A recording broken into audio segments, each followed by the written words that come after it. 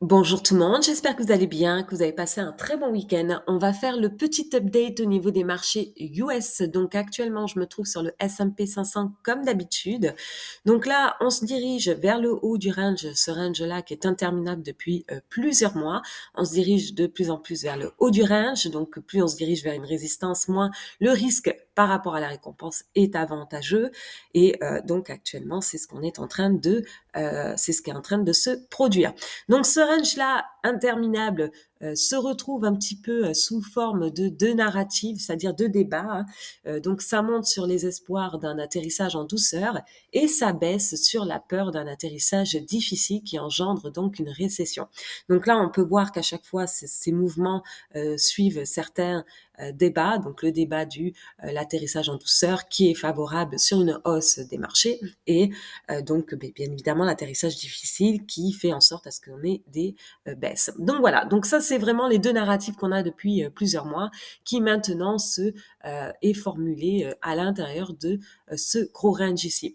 Donc ce qu'on peut dire c'est que le mouvement haussier qu'on a eu récemment aussi fait suite aussi aux aux anticipations de pivot qui a été fait par rapport aux événements récents au niveau des banques, hein, donc la crise un petit peu de liquidité. Il y a eu une hausse de la liquidité qui a été faite.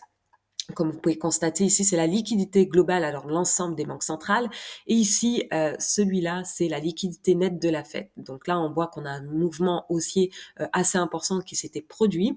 Et donc, ça a généré un mouvement haussier sur tout ce qui est sensible aux liquidités, notamment le secteur technologique. Donc le Nasdaq a bien performé. Et aussi le Bitcoin qui est très sensible aussi aux liquidités. Donc tout ça, ça a été fait sur vraiment des anticipations de baisse de taux, mais aussi vraiment la hausse de liquidité.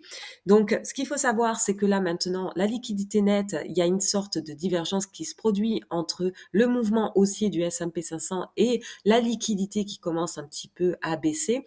Je rentre plus en détail dans mon rapport mensuel sur le pourquoi cette liquidité-là peut continuer de baisser et qu'il peut y avoir un risque vraiment de liquidité au niveau des marchés financiers de nouveau. J'en parle dans mon rapport mensuel puisque je vais un peu plus en détail à l'intérieur en ce qui concerne les liquidités nettes, c'est-à-dire au niveau de la formule et pourquoi on pourrait avoir une baisse de cette liquidité prochainement. Donc voilà, donc là on voit qu'on commence un petit peu, vous voyez ici, même au niveau des banques, de l'ensemble des banques centrales, on voit qu'on commence un petit peu à plafonner, liquidité nette de la Fed commence à baisser il y a une sorte de divergence qui se forme actuellement au niveau du S&P 500 et des liquidités. Alors oui, comme je disais, une hausse de liquidité c'est favorable beaucoup pour aussi le secteur tech. Hein. Donc là, si vous voulez voir au niveau du secteur tech, actuellement le price earning se trade à 38% du premium du S&P 500, c'est énorme. Donc là, on peut voir que vraiment le premium est à 38% du S&P 500, on est encore plus haut que le pic technologique qu'on a eu fin 2021, début 2022. Donc là, il y a vraiment une distorsion qui est en train de se passer puisque par exemple, les profits ne sont pas forcément actuellement, la croissance des profits au niveau du secteur tech ne correspondent pas non plus à tout ce gros mouvement haussier qu'on a eu sur tout le niveau du secteur tech. Donc ça, c'est pour ça j'en parle aussi dans mon rapport. C'est justifié notamment sur les anticipations de baisse de taux, mais aussi sur la hausse des liquidités qui a été vraiment très favorable et qui crée actuellement une sorte un petit peu de déconnexion à court terme. Donc voilà, donc ça c'est important de savoir ça, hein, au niveau du premium, hein, parce que là on voit que le premium est vraiment très élevé et que le secteur technologique représente aussi 25% du S&P 500 et que si la croissance des profits au mois de avril ne correspond pas à ce mouvement-là, il risque d'avoir donc une correction qui risque de se faire à ce niveau. Donc voilà, c'est important de savoir. Et c'est important aussi de savoir qu'actuellement, on n'a pas de rebond de croissance énorme en plus. Hein. Les parties cycliques qui sont la production et la construction sont toujours en ralentissement. Donc ça aussi, parce que je regarde un petit peu du point de vue macro et technique, c'est un peu plus détaillé. Et donc là, ce qui se passe, ça se reflète aussi sur ce qu'on a l'habitude d'avoir avant des récessions, c'est-à-dire des mouvements de range qui se produisent à l'intérieur de certains niveaux avant qu'une récession, avant que quelque chose de plus concret casse. Donc, interpréter avoir des mouvements haussiers sur des anticipations de pivot et donc d'atterrissage en douceur, c'est ça arrive très rarement dans le passé, hein, puisqu'on peut voir que quand la Fed pivote, ce n'est pas forcément l'équivalent vraiment que tout va bien. La Fed pivote parce que, par exemple, il peut y avoir une hausse du chômage. Donc, on peut le voir, par exemple, unemployment.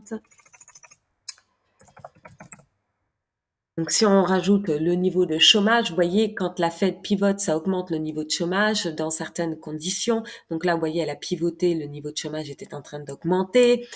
Il en est de même ici, pivot, le niveau de chômage qui augmente. Donc, lorsque la Fed fait un pivot, c'est pas forcément significatif que tout va bien. C'est plutôt significatif qu'il y a quelque chose qui se passe. Et des fois, elle pivote.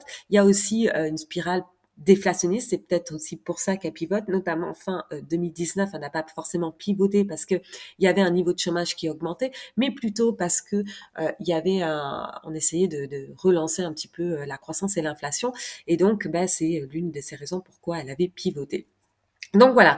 Donc généralement, quand elle pivote, c'est vraiment la dernière partie du cycle. Donc il faut faire attention. Il faudra voir à ce moment-là où en est les liquidités, où en est le niveau de croissance et où en est aussi l'inflation. C'est les trois facteurs majeurs qu'il faut prendre en compte. Alors au niveau du Bitcoin, dès que le Bitcoin, lui, réagit beaucoup à la liquidité, hein, donc si on rajoute effectivement, par exemple, je vais juste enlever ici, et je vais juste rajouter le Bitcoin. Le Bitcoin est très très sensible aux liquidités, donc ça on peut pas changer ça, et on peut pas aller contre la Fed à ce niveau-là. Lui, il est très sensible, donc vous voyez, hein, pump de liquidité crée un pump bien évidemment sur le Bitcoin. Donc on voit que le Bitcoin a été favorisé par la hausse des liquidités des banques centrales générales pendant plusieurs mois, et que il a aussi bénéficié de la hausse de liquidité au niveau de la Fed. Donc là, maintenant, il faudrait pas qu'il y ait un plafonnement au niveau de la liquidité ou une baisse de liquidité, puisque ça pourrait jouer au niveau du Bitcoin. Donc voilà, mais tout ça, j'en parle un petit peu plus dans mon rapport. Donc si ça vous intéresse, il se trouve à l'intérieur, en bas de la vidéo, vous avez le lien. Donc je vous souhaite une très bonne fin de journée et on se retrouve donc la prochaine fois.